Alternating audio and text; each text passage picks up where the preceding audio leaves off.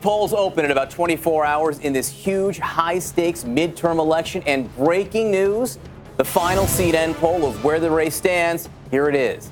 Democrats hold a sizable double-digit lead over Republicans, 55 to 42%. That's a 13-point edge for Democrats on which party that voters say they will select tomorrow. That is a bigger margin than when Republicans took over in 2010, though smaller than the last time Democrats flipped the House in 2006. And President Trump's approval rating is down 2 points from last month to 39%. This is the worst pre-midterm approval rating for any president since Eisenhower.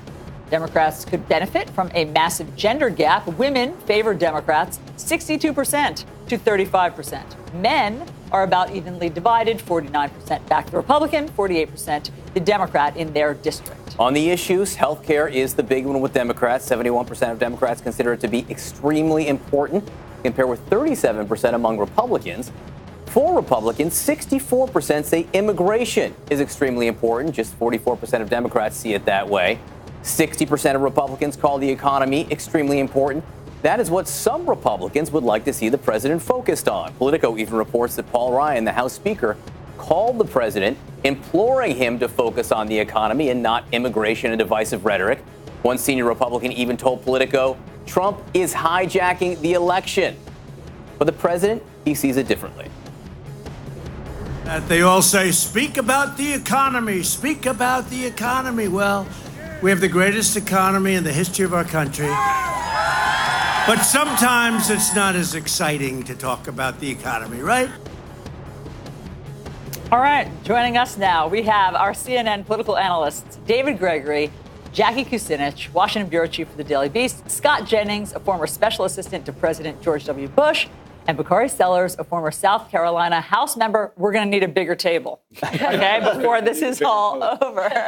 It's so great to be with all of you. It's really exciting here in Washington. So, David Gregory, when you hear the president say there, it's just not as exciting to talk about the economy as it is to talk about all of his sort of inflammatory rhetoric about invaders. I mean, that is really telling. Yeah, I mean, it's a reminder, not that we needed one, that in his mind, he's less the president of the United States and more the producer of the politics of this country. I mean, he really does think, and he thinks out loud. But, well, my producers say I should talk about the economy, but what's really exciting are these other issues that I focused on.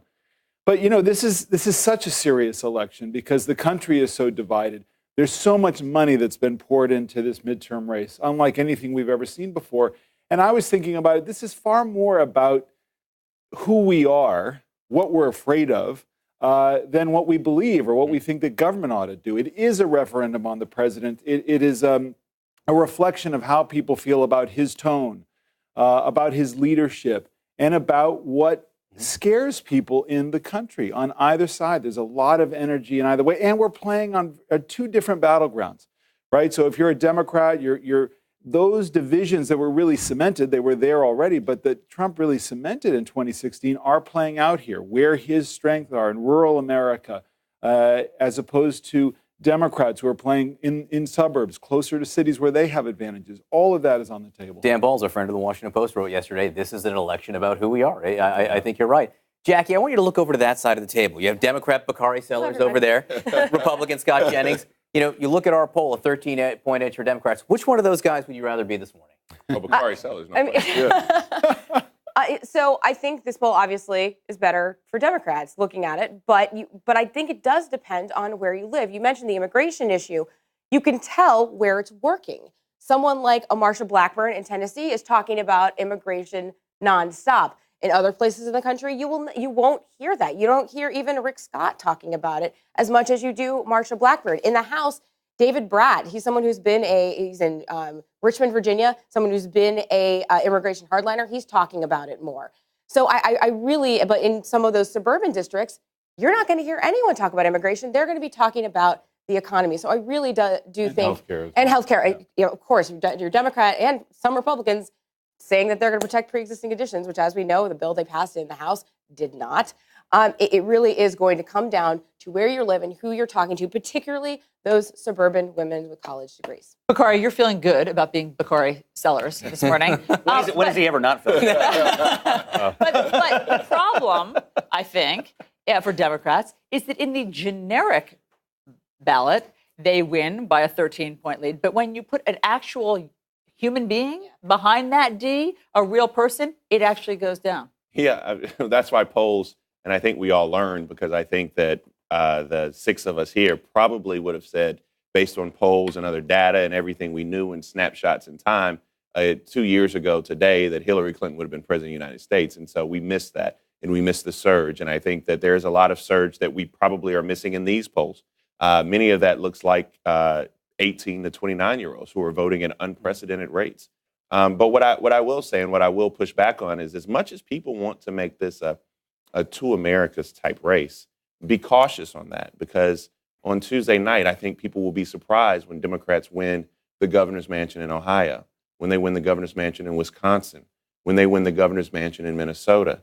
And so when you start to look at where Democrats will actually win these races, this two Americas and Democrats only playing on the coast, that theory may be disrupted just slightly, because Democrats are running extremely strong in Wisconsin in beating Scott Walker. Not just the Stacey Abrams and the Andrew Gillums, but Democrats have actually had a good set of candidates this go round. And these candidates are unique because they're not national Democrats. To your point, when you put a D behind them, these candidates fit their particular states. They fit their districts that they're running in. I think Scott is jumping the gun. He's surprised on Monday morning, not Tuesday night, about what you just said. Surprised and bemused somehow. Well, I mean, let me just translate what Bakari just said from my point of view. The Democrats who are doing well in these middle American states aren't able to run on the national Democratic platform. Therefore, they're able to do better. Look what Mike Braun is doing in Indiana. Look what Claire McCaskill is doing in Missouri. Not Mike Braun, Joe Donnelly. If those Democrats win, it's because they ran away from their party. To your point, when you put an actual D behind it, Actual name behind the name, they have to separate themselves. So I think that our poll this morning is a bit of an outlier from the other national polls. I think when you drill down into the battleground districts, it gets much tighter.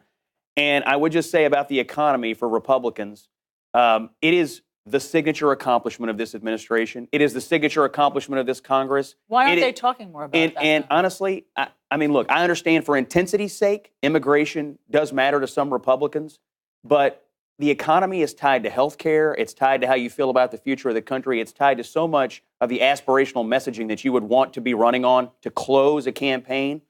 If I were a Republican, I'd have economy on the air. I mean, if you picked up he just said it was boring. I know, but if you picked up a newspaper this weekend, there were like several paragraphs in the paper that looked like they could have been written by the Republican National Committee. But it's what's going to get voters out. And I think Bakari's point is well taken, but I actually don't think the Two Americas idea is about Democrats just playing well on the coast. I think look at where the president has gone and where hasn't he gone.